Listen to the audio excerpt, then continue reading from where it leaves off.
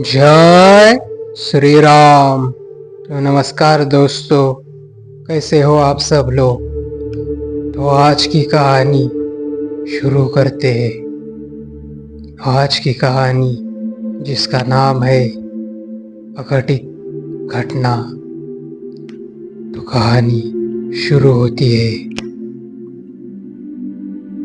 क्या तुम मुझे पढ़ सकते हो या आप सब लोग मुझे सुन सकते हो? प्लीज जवाब दो। क्या कोई इंसान मुझे पढ़ या सुन सकता है? अगर आप में से कोई भी इंसान या आँखें मुझे पढ़ सकती है तो मैं जो भी आपसे बोलूँगा उस पर आपको यकीन करना ही होगा। उस घटना पर, जो अघटित घटना मेरे साथ हुई थी, उस घटना पर आपको यकीन करना ही होगा। मैं कोई लेखक नहीं हूँ जो आपको माहौल सहित वो सारी बात बता दूँ जो मेरे साथ घटित हुई थी। मैं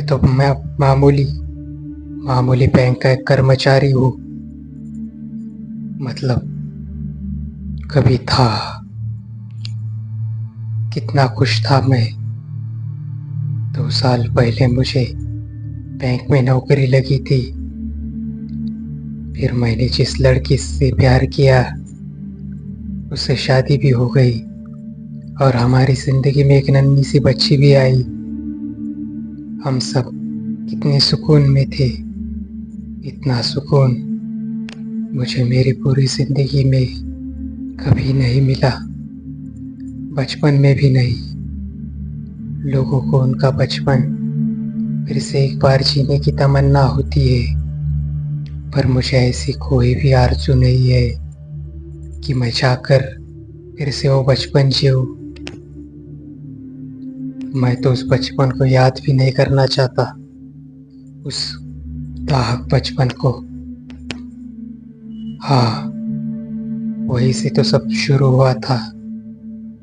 उस बचपन में की हुई एक गलती, उस गलती की वजह से तो मैं यहाँ फंसा हूँ जहाँ आप सब लोग मुझे शायद पढ़ पा रहे हो।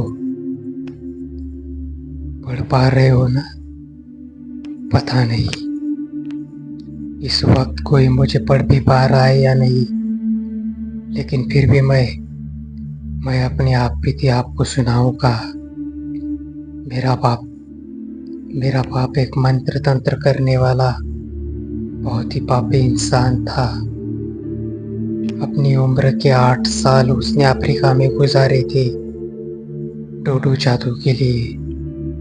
वहाँ उसने एक निग्रो लड़की से शादी कर ली थी। उस लड़की से उसे 2 बच्चे भी हुए थे। 2 बच्चे। उन 2 बच्चों को लेकर मेरा बाप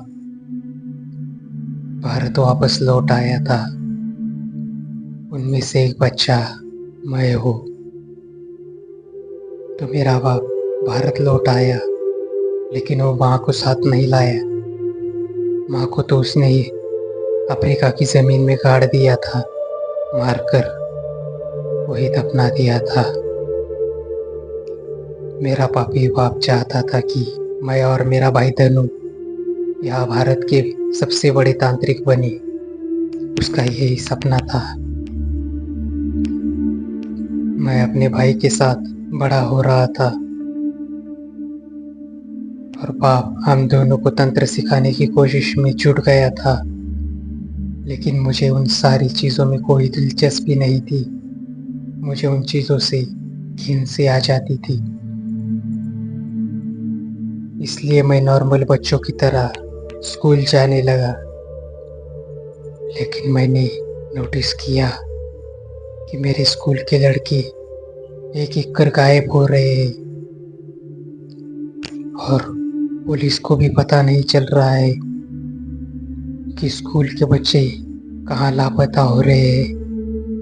बहुत कोशिश करने पर, बहुत ढूंढने पर पुलिस को जरा भी भनक नहीं लगी कि वो बच्चे कहाँ जा रहे हैं। और एक दिन मेरा दोस्त अहिल वो भी गायब हो गया। उसी दिन मैं शाम को घर लौट आया तो क्या देखता हूँ, मेरे घर के पास जो कुआं था उस कुएं को मुंडेर नहीं थी। वहां उस कुएं के पास अहिल पड़ा हुआ था। मैंने दूर से ही देखा और ठीक से देखा, उस कुएं के पास अहिल की लाश पड़ी हुई थी। उसमें जीवन के कोई भी लक्षण नजर नहीं आ रही थी। मैं उसे 7 फुट दूरी से ही देख रहा था। मेरा घर गांव से बहुत दूर था, वहां कोई आता जाता भी नहीं था। उस कुएं में पानी नहीं था, लेकिन बहुत सांप और बिच्छू थे वहां। मैं देख रहा था कि अहिल की लाश को मेरा भाई धनु उठा के कुएं में डालने की कोशिश कर रहा है। और देखकर मैं घबरा गया, बहुत घबरा गया। इतना डर गया था मैं कि डर से मेरी चीख निकल पड़ी। मेरी चीख इतनी जोर की थी कि उस चीख से धनु भी घबरा गया और उसका पैर फिसल गया। उस बिना मुंडेर के कुएं में फिसलन बहुत थी। धनु नीचे गिर गया था। अहिल के लाश के सहित वो उस कुएं में गिर गया था। मैं भागता हुआ कुएं के पास आ गया और नीचे झांक कर देखने लगा।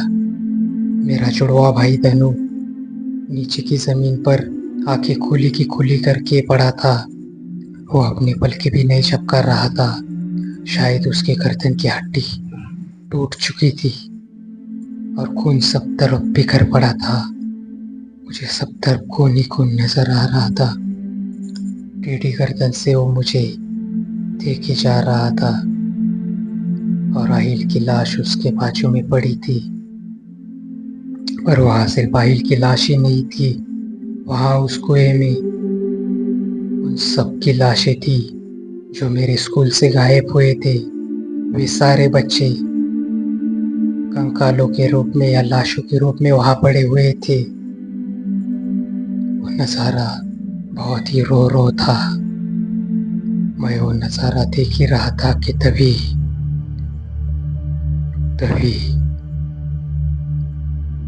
मेरे भाई तनु के शरीर से एक काला साया अचानक से उठ गया।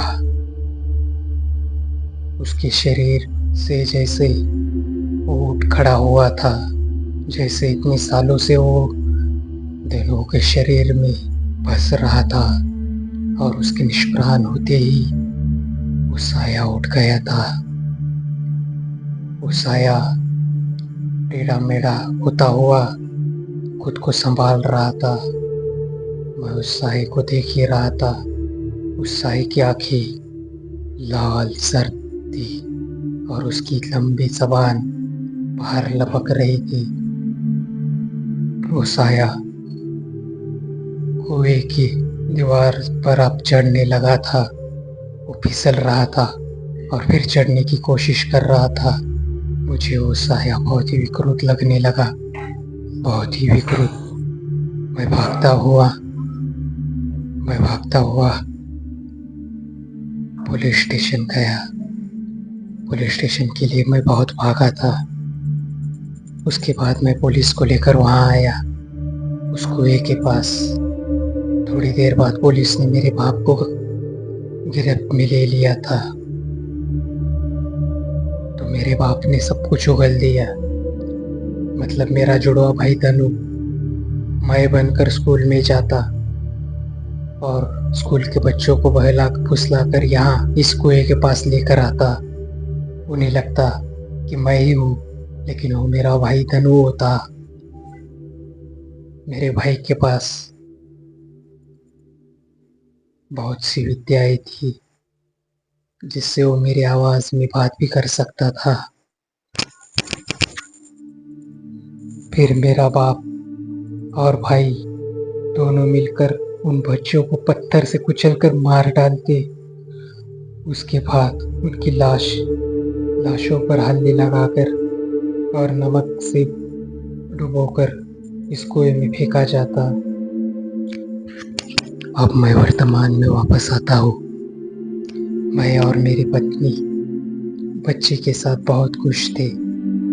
मेरी पत्नी बहुत किताबें पढ़ती थी। किताबें पढ़ने के लिए वो रोज शाम को शहर से बाहर एक लाइब्रेरी थी, वहाँ जाया करती थी। वो ऐसे ही एक दिन लाइब्रेरी से लौट रही थी तो अचानक रोड पर उसकी स्कूटी बंद हो गई।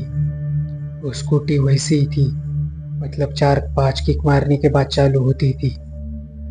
तो रोड में दो तरफा झाड़ियाँ थी और रास्ता पूरा निर्मनुष्य था। वहाँ उसकी स्कूटी बंद पड़ गई थी। मेरी पत्नी ने बहुत सी किक मारी लेकिन वो स्टार्ट नहीं हो रही थी। मेरी पत्नी ने और एक बार प्रयास किया और तभी स्कूटी स्टार्ट हो गई। उसी वक्त मेरी बीवी की नजर एक पेड़ पर पड़ी। उस पेड़ के डंडाल पर कुछ बैठा हुआ था जो मेरी पत्नी को ही देखे जा रहा था।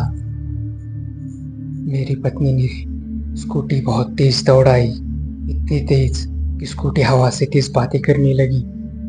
मेरी पत्नी आईने में देख रही थी कि उसके पीछे किसी कुत्ते की तरह एक साया भागता हुआ आ रहा है।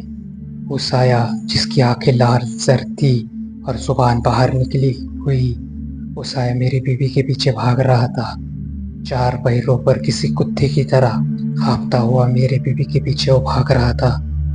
किसी तरह मेरी बीवी घर पहुंची। मैंने दरवाजा खोला तो मेरी पत्नी का पूरा शरीर पसीने से लथपथ था। उसके मुंह से शब्द नहीं फूट रहे थे। मैंने उसे अंदर बुलाया, उसे पानी दिया, फिर चाय को उबालने के लिए रख दिया। वो मुझे बस सिहरन भरी नजरों से देखे जा रही थी। चाय पीते वक्त उसने मुझे वो सब कुछ बता दिया। सुनकर मेरी नजरें बड़ी हो गई। मैं जान गया कि वो लौट आया था, वही जिसे मैंने सालों पहले उस कुएं में देखा था, जो मेरे भाई के शरीर में रह रहा था। वो चीज अब लौट आई थी।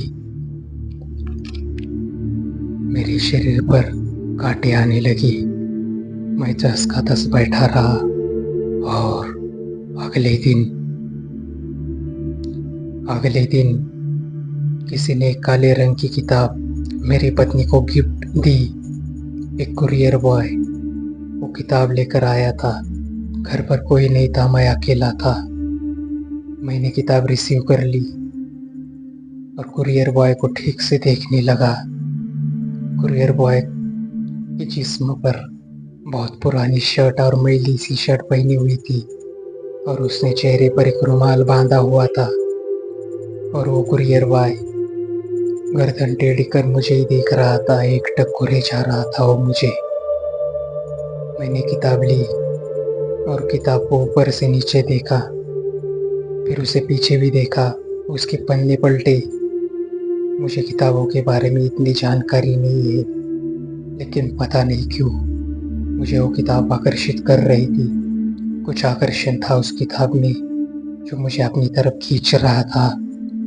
मैं उस किताब के पन्ने पलटे जा रहा था और एकाएक मैंने उस किताब का 13वां पन्ना पलट दिया और उस 13वें पन्ने पर उंगली रखी तो उसके दूसरे क्षण पता नहीं क्या हुआ, वो कुरियर बॉय अब कुछ ज्यादा ही घूर कर मुझे देखने लगा। मुझे ऐसा लगा जैसे वो कोई मंत्र पुटपुटा रहा हो, लेकिन मैंने उस बात पर ध्यान नहीं दिया। पता नहीं क्यों उस किताब में जैसे मैं कट रहा था। और अचानक मेरी नज़र उस किताब के एक लाइन पर पड़ी। उस किताब में मेरी पत्नी का नाम लिखा हुआ था। जैसे ही मैंने वो नाम पढ़ा तो कुरियर बॉय ने अपने मंत्र बंद कर दिए और एकाएक मैंने नीचे देखा। मेरी कमर से नीचे का पूरा शरीर शाय दिख रहा था। नीले शाही की तरह नीला सा पड़ गया था। मेरी आंखें बड़ी हो गई। अब मेरा शरीर पानी की तरह पारदर्शक हो रहा था। गाड़ी नीले कलर की तरह दिख रहा था। कुरियर बॉय ने तभी अपने चेहरे से वो कपड़ा हटा दिया और मेरी आंखें बड़ी हो गई। मेरे सामने जैसे मैं ही खड़ा था। मेरा भाई तनु लौट आया था। पता नहीं वो किस दुनिया से लौट आया था, लेकिन वो लौट आया था क्योंकि उसका अंतिम संस्कार मैंने ही तो किया था। इस वजह से मुझे मालूम था कि जो भी चीज़ मेरे सामने खड़ी है वो इस वक्त जिंदा नहीं है। धनु धीरे धीरे से आगे बढ़ा और उसने मेरे कंधे पर धौल जमाई और एक टेढ़ी मुस्कान मुस्कुराया। उसकी गर्दन बहुत टेढ़ी हो गई थी और गर्दन से खून पानी की तरह रिस रहा था। मेरा छाती के नीचे का आधा शरीर अब शाही की तरह द्रव रूप में बदल चुका था और धीरे धीरे उस काली किताब में मेरा पूरा बदन समा रहा था। कुछ देर बाद मैं शरीर विहीन हो गया। मैं शब्द बन गया, शब्दों में एकाकार हो गया। अब उन किताबों में जितने भी शब्द थे वो सब कुछ मैं ही था। मैं ही शब्दों में समा गया था। मेरे पास अब शरीर नहीं था। मैं किताब के अक्षरों में बदल चुका था। इसलिए मैं आपसे पूछ रहा था, क्या आप मुझे पढ़ सकते हो या किसी ने पढ़ा हुआ सुन सकते हो? अब मेरे भाई ने मेरी जगह ली है। वो अब मैं बन चुका है। मेरी पत्नी, मेरी बच्ची, मेरा घर, नौकरी सब अब उसका है और मैं इस काले किताब में बंद हूँ। दिन रात मुझे मंत्र सुनाई देते हैं, बस मंत्र, और मैं प्रतीक्षा कर रहा हूँ कि कोई तो आकर मुझे पढ़े और मैं मुक्त हो जाऊँ। शायद अगर कोई पढ़े तो मैं मुक्त हो जाऊँ, ऐसा मेरी सोच से मैं सोचता हूँ। लेकिन मुक्त होकर भी कहाँ जाऊँगा? जिसने मुझे पढ़ा है उसके मन का मैं एक हिस्सा हो जाऊँगा। फिर वो मुझे किसी और को सुनाएगा। उसके बाद मैं एक कभी ख़त्म न होने वाला किस्सा हो जाऊँगा। शायद इस काली किताब से मुझे कभी मुक्ति नहीं मिल पाएगी। मैं ऐसे ही फंसकर रह जाऊँगा। अब आप ही बोलो, क्या आप इस अघटित पर विश्वास कर सकते हो? अगर हाँ, तो क्या आप मुझे सुन पा रहे हो?